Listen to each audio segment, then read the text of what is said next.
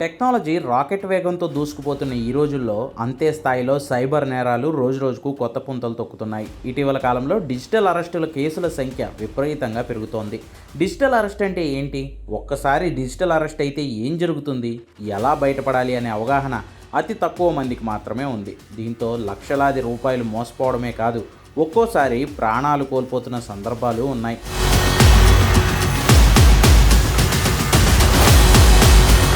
మీ ఫోన్కు ఓ అన్నోన్ వైపు నెంబర్ నుంచి కాల్ వస్తుంది. కాల్ లిఫ్ట్ చేసిన వెంటనే అవతల వైపు ఉన్న వ్యక్తి అపరిచిత వ్యక్తే మీతో మాట్లాడుతూ మీ పేరుతో ముంబై ఎయిర్పోర్ట్ నుంచి విదేశాలకు ఓ పార్సిల్ బుక్ చేస్తారు. అందులో డ్రగ్స్ ఉన్నాయి, ఇలా ఎప్పటి నుండి విదేశాలకు డ్రగ్స్ పంపుతున్నారంటూ భయపెట్టే ప్రయత్నం చేస్తారు.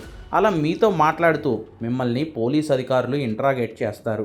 లైన్లో ఉండండి, కాల్ కట్ చేయొద్దు, ఎవరికి చెప్పొద్దంటూ మొదలైన కాల్ ఏకంగా గంటలు రోజుల తరబడి మీరు ఓ గదిలోనే బందీగా కదలకుండా ఒంటరిగా ఉండేలా భయానక పరిస్థితులను సృష్టిస్తారు.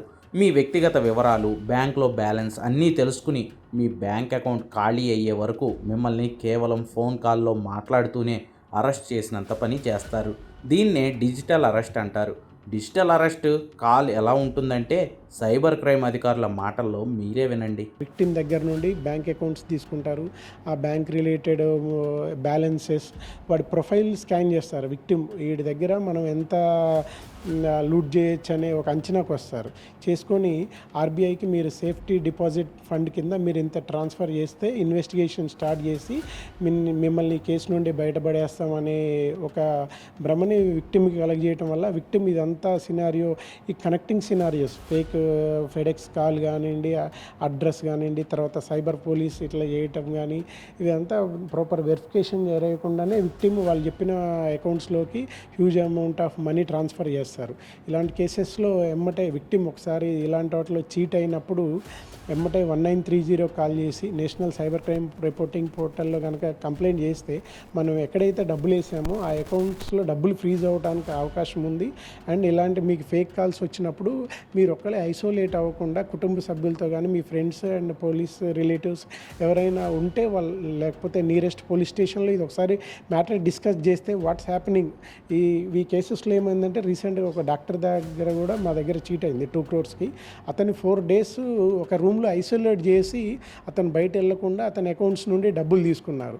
సో వీళ్ళు ఏంటంటే ఇంత పెద్ద కేసు అయింది కదా, మీ ఫ్రెండ్స్కి పోలీస్కి ఎవరికి ఇన్ఫామ్ చేయొద్దు, మీ కాల్ ఫ్లైట్ మోడ్లో పెట్టండి, ఎవరికి కాంటాక్ట్ చేయొద్దు, ఓన్లీ మాతోనే స్కైప్లో ఉండాలని 4 రోజులు డిజిటల్ అరెస్ట్ అంటారు దీన్ని. 4 రోజులు డిజిటల్ అరెస్ట్ చేసి విక్టిమ్ దగ్గర నుండి ఎంత మనీ తీసుకుంటారో అంత తీసుకున్న తర్వాతకి విక్టిమ్ ఎప్పుడైతే తన కెపాసిటీ దాటిపోయిద్దో అప్పుడు ఆ ఫ్రాడ్ అనేది ఆగుతుంది. అందులో ఇప్పుడు ఎవరికైనా ఒకసారి ఫోన్ చేసి ఆ నెంబర్ స్విచ్ ఆఫ్ వస్తుందంటే వాళ్ళ పేరెంట్కి ఫోన్ చేసి మీ అమ్మాయిని మేము కిడ్నాప్ చేసాం, మా దగ్గరే ఉంది, మీరు రిలీజ్ చేయాలంటే ఇంత అమౌంట్ డిపాజిట్ చేయాలని ఒక 1 hour బ్యాక్ కింద వచ్చిన కేసు అది.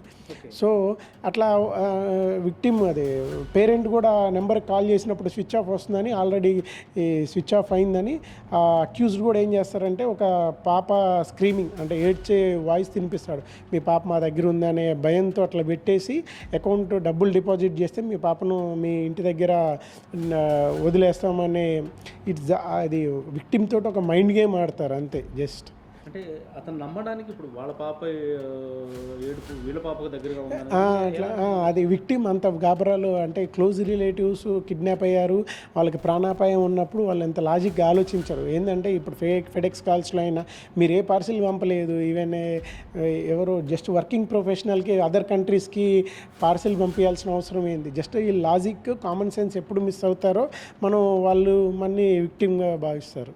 పోలీస్ స్టేషన్ అంటేనే భయం, అందులోనూ పోలీసు ఉన్నతాధికారులు మాట్లాడుతున్నారు, డ్రగ్స్ పార్సిల్ అంటున్నారు. ఇలా మీలో ఆందోళన, భయంతో ఏం చేయాలో తోచని స్థితిని నెలకొల్పుతారు. దీన్ని సైబర్ నేరగాళ్లు అవకాశంగా చేసుకుని నిలువునా దోచేస్తున్నారు. గుట్టు చప్పుడు కాకుండా లూటీ చేస్తున్నారు. మోసపోయిన వెంటనే 1930 నెంబర్కు కాల్ చేసి ఫిర్యాదు చేస్తే ఆ కేటుగాళ్ల సంగతి మేం చూసుకుంటాం అంటున్నారు సైబర్ క్రైమ్ పోలీసులు. ఈ డిజిటల్ అరెస్ట్ అయినా ఆ ఫ్యామిలీ మెంబర్స్తో డిస్కస్ చేసేటప్పుడైనా ఎవరితో అయినా ఎవరైనా మీరు మనీ అడిగినప్పుడు దానికి పర్పస్ అడుగుతారు కదా, ఈ పర్పస్ని వీళ్ళు అది కూడా చెప్పరు. అంటే ఆ పోలీస్ ఆఫీసర్ అలా డిక్టేట్ చేస్తారు, అంటే మీరు ఇట్లా స్కామ్ నుంచి తప్పించుకోవడానికి డబ్బులు అడుగుతున్నా అని అడగనివ్వరు, జస్ట్ నా పర్సనల్ నీడ్స్ కోసం డబ్బులు అడగండి అని చెప్తారు. సో ఇలాంటి డిజిటల్ అరెస్ట్ టైంలో కూడా మీ ఫ్యామిలీ మెంబర్స్తో అట్లీస్ట్ డిస్కస్ చేస్తే, ఇప్పుడు ఎంత జరిగినా మనకు 1 scope of time, 1 minute of time వాడు అబ్జర్వ్ చేయని టైం ఉంటుంది. ఆ టైంలో అసలు వాట్స్ హ్యాపెనింగ్ రియల్ సినారియోలోకి మనం వచ్చి రియల్ టైంలో ఒకసారి ఆలోచించి అప్పటిదాకా అయిన పాజ్ని ఒకసారి పాస్ చేసుకొని చూసుకుంటే మనం కరెక్ట్గా ఉన్నామా, అసలు మనం డిజిటల్ లోన ఎందుకు బందీగా ఉన్నామని వేరే వాళ్ళతో డిస్కస్ చేస్తే వాళ్ళు చెప్తారు. అంటే ఇంతమందిలో ఎవరో ఒకళ్ళు ఈ ఫ్రాడ్ గురించి వింటాము, లేకపోతే we will further discuss with the local police అని ఎప్పుడైతే వాళ్ళకి స్పృహ వస్తుందో అప్పుడు దీని నుంచి బయటపడే అవకాశం ఉంది.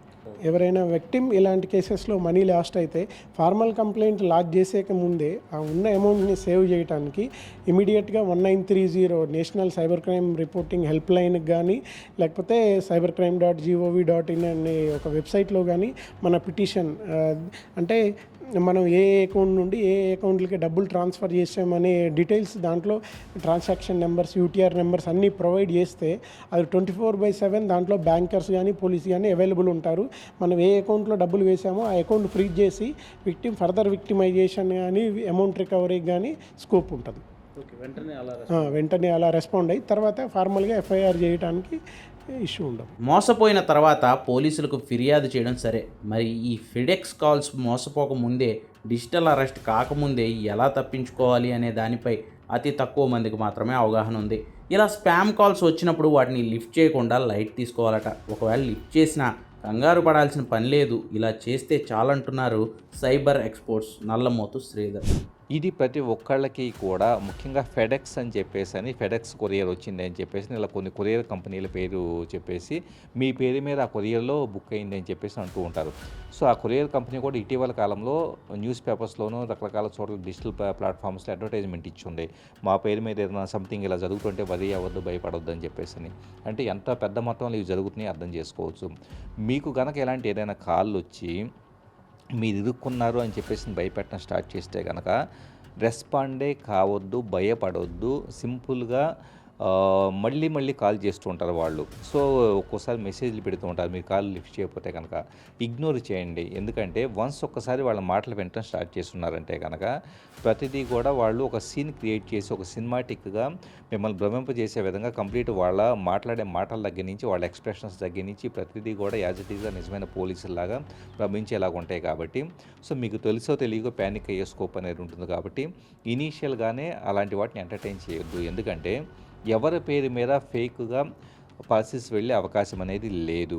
సో అలాంటి పాలసీస్ వెళ్ళే అవకాశం అనేది లేదు. కాబట్టి అట్ ద సేమ్ టైం ఒకవేళ మీ పేరు మీద ఒక పాలసీలు వెళ్ళాలంటే ఎలా వెళ్తుంది, మీ ఇంటి దగ్గర నుంచి డెలివరీ ఎవరైనా పికప్ చేసుకుంటే తప్పించి వెళ్తుంది, కానీ అసలు మీ ప్రమేయం లేకుండా ఇంకొకరికి వెళ్ళే అవకాశం లేదు. ఆ చిన్న లాజిక్ అర్థం చేసుకుంటే కనుక సో ఎక్కడ నుంచి పికప్ అయింది, ఒక కొరియర్ వాళ్ళని ఇన్వెస్టిగేషన్ చేసి స్టార్ట్ చేస్తే నిజంగా ఆ కేసు ఉందనుకుంటే కొరియర్ వాళ్ళని ఇన్వెస్టిగేట్ చేయడం స్టార్ట్ చేస్తే పికప్ పాయింట్ ఎక్కడ అన్నది మీ ఇల్లు అయితే కనుక ఆటోమేటిక్గా మీరు విక్టిమ్ కింద లెక్క, కానీ మీ ఇల్లు కాదు. ఇదంతా కూడా జస్ట్ మిమ్మల్ని కొరియర్ పేరు మీద భయపెట్టడం కోసం చేసే యాక్టివిటీ. కాబట్టి ఎట్టి పరిస్థితుల్లో వీటిని నమ్మొద్దు. నమ్మితే మాత్రం భారీ మొత్తంలో నష్టపోతూ ఉంటారు. అట్ ద సేమ్ టైం ఈ మధ్యకాలంలో చాలామంది, నాకు తెలిసిన కొంతమంది కేంద్ర ప్రభుత్వంలో పనిచేసే కొంతమంది ఉద్యోగుల దగ్గర నుంచి అట్ ద సేమ్ టైం వచ్చేటప్పటికే రాజకీయ నాయకులు, సెలబ్రిటీసు వాళ్ళు కూడా ఇలాంటి ఫేస్ చేసేసి ఇలా సలహాల కోసం వస్తూ ఉన్నారు. ఆ తర్వాత ఇగ్నోర్ చేసిన తర్వాత వాళ్ళు మనశ్శాంతిగా ఎలాంటి ఇబ్బంది లేకుండా హ్యాపీగా వాళ్ళ లైఫ్ లీడ్ చేస్తున్నారు. కాబట్టి మీరు కూడా భయపడకుండా యాజ్ ఇట్ ఈజ్ ఇగ్నోర్ చేసి ఫోన్లు వస్తున్నా కానీ మెసేజ్లు వస్తున్నా కానీ రెస్పాండ్ అవ్వకుండా ఉండటం చాలా బెటర్ థింగ్. ఏఐ టెక్నాలజీ యుగంలో ఈ డిజిటల్ అరెస్ట్ వెనుకున్న వాళ్ళను గుర్తించడం ఎందుకు కష్టంగా మారుతోంది? వీళ్ళంతా ఎవరు, ఎక్కడి నుంచి కాల్స్ చేస్తారు, వీరిని పట్టుకోవడం, పోయిన సొత్తును రికవరీ చేయడం ఎందుకు కష్టంగా మారుతోందనే సందేహాలు సర్వసాధారణం. అయితే ఈ డిజిటల్ అరెస్ట్ కేటుగాళ్లపై సైబర్ నిపుణులు ఏమంటున్నారంటే, డెబిట్ కార్డులు, క్రెడిట్ కార్డులు ఫ్రాడ్ల దగ్గర నుంచి యాక్చువల్లీ జామ్తారా అని చెప్పేసి ఒక ప్రదేశం ఉంటుంది.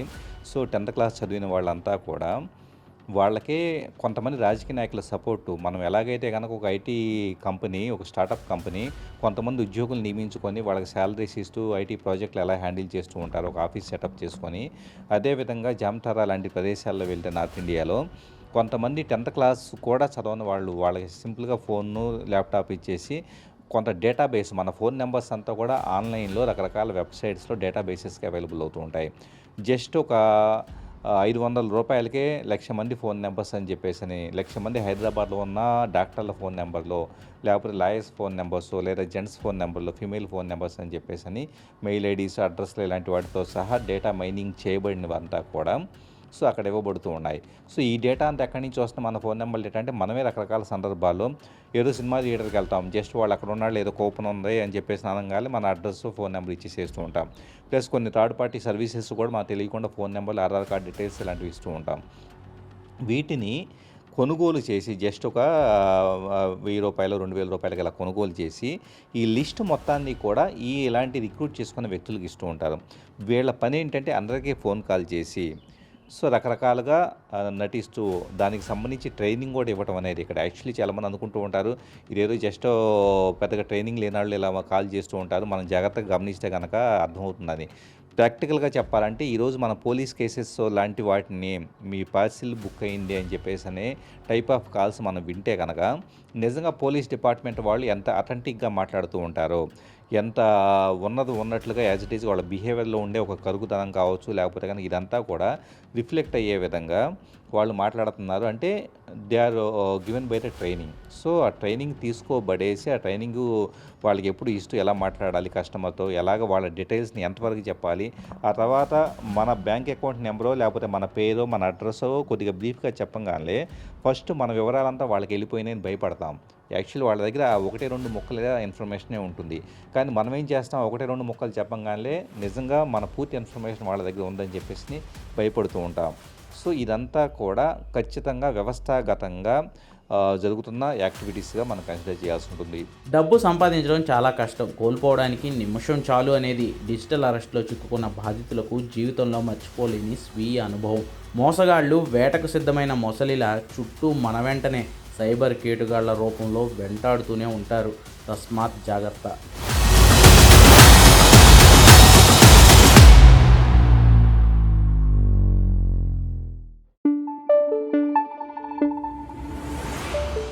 Thank you.